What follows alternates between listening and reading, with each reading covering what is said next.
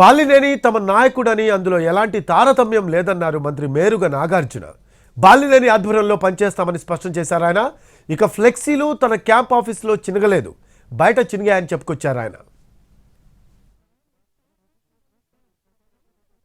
దయచేసి మీరు చూడండి, మా క్యాంపు కార్యాలయం కాదు.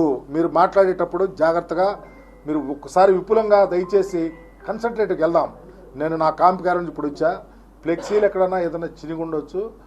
ఒకటే గుర్తుపెట్టుకోండి, బాలినేని శ్రీనివాసరెడ్డి గారు అనే వ్యక్తి మా నాయకుడు. దీంట్లో ఎక్కడ చిన్న తారతమ్యం ఉండదు.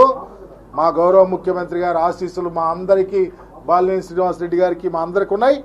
మేము బాలినేని శ్రీనివాసరెడ్డి గారి నాయకత్వంలో పనిచేస్తూ ఉన్నాం. మీరు ఎవరో వాళ్ళు వచ్చి వీళ్ళు వచ్చి ఫ్లెక్సీలు చించారని అవి చించారని అంటే, ఎక్కడన్నా రోడ్డు మీద ఏదన్నా చిరిగినా ఎట్లా చిరిగిదో తెలియదు. బాలినేని శ్రీనివాసరెడ్డి గారు ఈజ్ అవర్ లీడర్.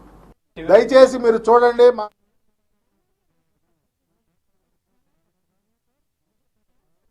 చేసి కన్సంట్రేట్కి వెళ్దాం. నేను నా క్యాంపు కార్యాలయం ఇప్పుడు వచ్చా. ఫ్లెక్సీలు ఎక్కడన్నా ఏదైనా చిరిగి ఉండొచ్చు.